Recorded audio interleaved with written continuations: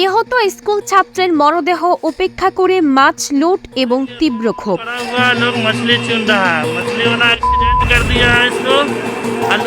দুর্ঘটনায় প্রাণ হারিয়ে ১৩ বছর বয়সী এক স্কুল ছাত্র, অথচ তার নিথর দেহ পড়ে থাকলেও অনেক মানুষ মানবিকতা দেখানোর বদলে দুর্ঘটনা কবলিত গাড়ি থেকে ছড়িয়ে পড়া মাছ লুটে ব্যস্ত হয়ে পড়ে। ভারতের বিহার রাজ্যের সীতামারহি জেলায় এক হৃদয় বিদারক সড়ক দুর্ঘটনার পর স্থানীয় মানুষের অমানবিক আচরণ নিয়ে ব্যাপক ক্ষোভ ও সমালোচনার সৃষ্টি হয়েছে। শুক্রবার এনডিটিভির এক প্রতিবেদনে জানানো হয়েছে, নিহত শিশুটির নাম রিতেশ কুমার, ডাকনাম গোলু।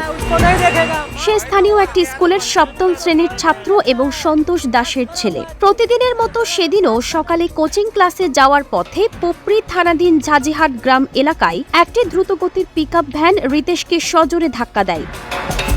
সংঘর্ষটি এতটাই ভয়াবহ ছিল যে ঘটনাস্থলেই তার মৃত্যু হয়। দুর্ঘটনার শব্দ শুনে আশপাশের মানুষ ছুটে এলেও কিছুক্ষণের মধ্যেই সেখানে পৌঁছায় রিতেশের পরিবার।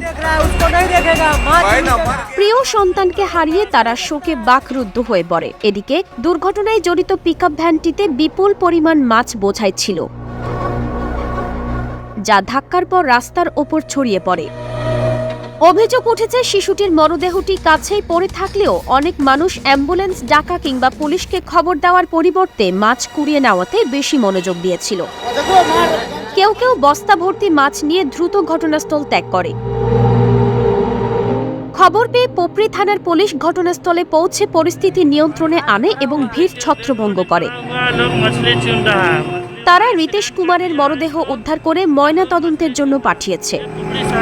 পুলিশ জানিয়েছে, দুর্ঘটনায় জড়িত পিকআপ ভ্যানটি জব্দ করা হয়েছে এবং পুরো ঘটনার তদন্ত শুরু হয়েছে।